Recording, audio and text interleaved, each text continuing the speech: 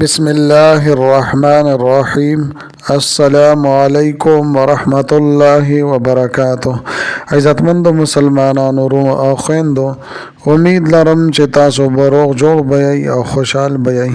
زما د الله رب العزت نه دا دعا دا سوال دی چې تاسو چرته هم یئ، الله رب العزت مو همیشه د پاره روغ جوړ خوشحاله و بد ساته. آمین. عزتمندو، نن د یوې نوې او خاص وظیفې سره زه ستاسو مخ کې حاضر یم. نن درته محترمو د هفتې د ورځې یوه ډېره طاقتوره او اثر کوونکې وظیفه بیانوم. دا داسې وظیفه ده چې فرشتې به د ستاسو د غیبو نه مدد کوي. د الله جل شانه په فضل و کرم سره او د دې طاقتورې او عظیم الشانې وظیفې په برکت سره ستاسو حاجتونه چې ناممکنه حاجات دي، الله جل شانه به دغه حاجات پوره کړي. دغه مقاصدو کې او دغه تمناګانو کې به الله جل شانه کامیابی تاسو ته عطا فرما کړي. د غیب نه فرشتې د ستاسو بندوبست وکړي. زما عزتمندو، ډېر خلک دا وایي چې یو داسې عمل راته وښایې، یو داسې وظیفه راته وښایې چې د غیب نه ورسره زمونږ حاجتونه پوره شي او زمونږ مقاصد پوره شي، مشکلات او پریشانۍ مو ختم شي او د غیب نه زمونږ د رزق بندوبست وشي. نو دا عظیم الشانه وظیفه، دا اثر کوونکې وظیفه چې د الله جل شانه د دوو اسماء مبارکه وظیفه ده، ډیره خاص او بهترینه لاجواب او اثر کوونکې وظیفه ده. زما عزتمندو، په دې وظیفه کې ډیر خاص رازونه او اثرناک رازونه پراته دي، لہذا ډیر په اهتمام سره د دې وظیفې ورد وکړئ. زما عزتمندو، د ویډیو شروع کېدو نه مخکې تاسو ټولو ناظرینو سامعینو په خدمت کې دا درخواست دی چې تاسو هسې هم ویډیو ګورئ، په اول ځل باندې مو زما د دې چینل وزټ کړي بیا دا چینل مو لا تر اوسه پورې سبسکرایب کړي نه وي، نو برای مهرباني دا چینل سبسکرایب کړئ. سبسکرایب سره خوا کې د ټلۍ والا نشان دی، د تاسو کلیک کړئ او سلیکټ آل کړئ، د دې دپاره چې د هر راتلونکي ویډیو نوټیفیکیشن تاسو ته ملاویږي. ځکه چې زما عزتمندو، په دې چینل کې زه تاسو ته هر قسم مستند وظایف راوړم، هغه مستند وظایف چې مال خپل استادانو د هغې اجازت راکړی دی. د دې نه علاوه زما عزتمندو، که چېرې ستاسو تعویضونه پکار وي، ستاسو نقوش پکار وي، نو ما سره زما په واتساپ نمبر باندې تاسو رابطه کولی شئ.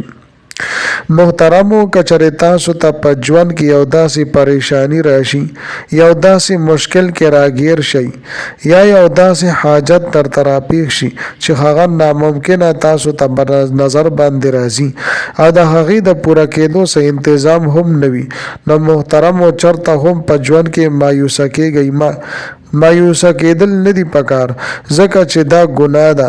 همیشه په الله جل شانه باندې بروسه ساتل پکار دي، د الله جل شانه په ذات باندې کامل یقین ساتل پکار دي، ځکه چې الله جل شانه په دې خپل بنده باندې ډیر زیات مهربانه دی. الله جل شانه د خپل بنده ته د مرۍ د رګ نه چې شی رګ ورته ویل کېږي، د دې نه هم ډیر زیات د خپل بنده ته نږدې دی.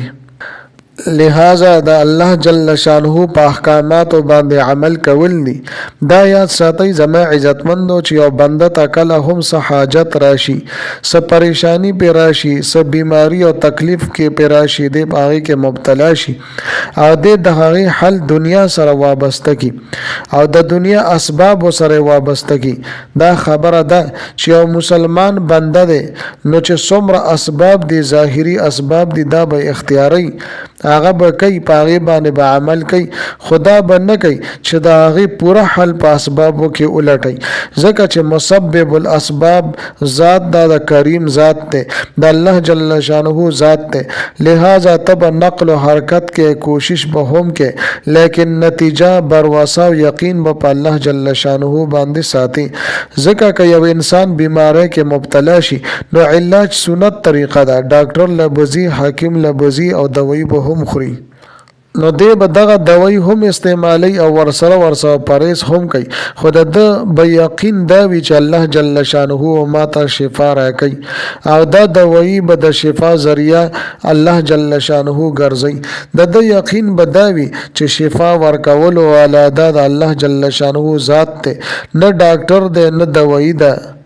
یا نه دا چې زه پاریس کوم دا به ماته شفا راکوي او دا ماته د شفا ذریعه ګرځېږي. نو زما عزتمندو احتیاطي تدابیر بکې دا یو سنت طریقه ده، لیکن چې دستا د زړه د عقیده مضبوطه وي چې کریم رب د شفا ورکول والا ذات ته، الله جل شانه د حاجتونو پورا کول والا ذات ته، مشکلات او پریشانو ختمول والا او د هغې حل کول والا دا د الله جل شانه ذات ته. دا دنیاوي کوششونه وغیره دا به انسان کوي، لیکن رب ذوالجلال ته به مونږ او تاسو متوجه کیږو. مونږ الله جل شانه ته نه متوجه کیږو نو بیا زما عزتمندو زمونږ عبادت دا څه عبادت دي؟ الله رب العزت ته مونږ ته معافي وکړي که عبادت کو نو هغه پوره پابندۍ سره نه کو. لکه زما عزتمندو مونځ هغه مونږ او تاسو واخلو چې دا یو فرض عبادت ته، نو مونږه موز په داسې طریقه باندې کو چې ځان ته نه بیغمه کو ځان ته نه خلاص کو، بس زر زر مونځ کو چې فارغ شو، نه پاغي کې خشوع وي نه پاغي کې عاجزي وي. نو ته سوچ وکړه چې یو سړی دا موس چې هم عبادت ته، تلاوت د قرآن مجید چې هم عبادت ته، دی دا اونکړي صحیح طریقې سره اونکي او دی د هغې نه پس دعاګانې غواړي، ذکر اذکار کوي، وظایف کوي، نو د باندې به څنګه الله جل شانو خپل رحم او کرم وکړي، ځکه چې دی د عبادت نه ځان خلاصي. لہذا زما عزتمندو داسې به نه کو، مونږ به کوشش کوو چې موږ په صحیح طریقه باندې وکړو، د قرآن مجید تلاوت پابندۍ سره وکړو. دغه شانتې زما عزتمندو مونږ ته پکار دي چې د ګناهونو نه ځان وساتو، ځکه که چېرې مونږ په ګناهونو کې لت پت یو او په دې حالت کې د الله جل شانه نه دعاګانې غواړو، وظایف کوو، نو بیا به وایو چې یاره وظیفه مې نه قبلیږي، دعاګانې مې نه قبلیږي، حاجتونه مې نه پوره کیږي او مختلف قسمه پریشانۍ دا مې نه ختمیږي. به هر حال زما عزتمندو دا عظیم الشان وظیفه تاسو د خپل حاجتونو د لپاره هم کولی شئ.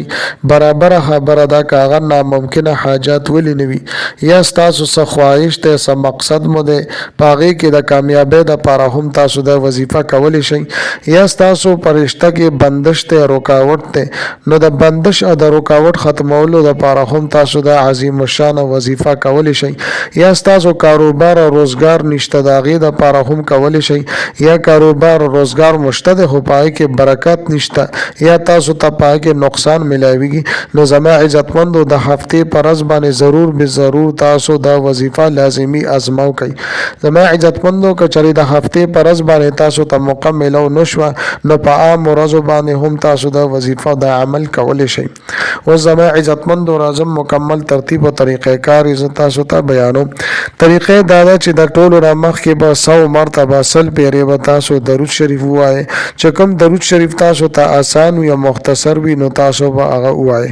د دې نه پس به د الله جل شانه یو ذاتي نوم دی یو صفتي نوم دی، یا الله یا وهاب، یا الله یا وهاب، دا به 100 مرتبه سل پیرې به تاسو ووایئ. د دې نه پس به زما عزتمندو سل پیرې بیا درود شریف تاسو ووایئ. 10 منټه په دې باندې نه لګي، ډېره عظیم الشان او لاجواب وظیفه ده او بیا به د دعا دپاره لاس پورته کړي، د الله جل شانه نه به دعاګانې وغواړي په عاجزۍ سره په ګلګلۍ سره. تاسو به وګورئ چې کریم رب ستاسو په ژوند کې څنګه عظیم الشان انقلابات راولي. زما عزتمندو امید لرم چې دا ویډیو دا وظیفه مو ډېره زیاته خوښه شوې وي.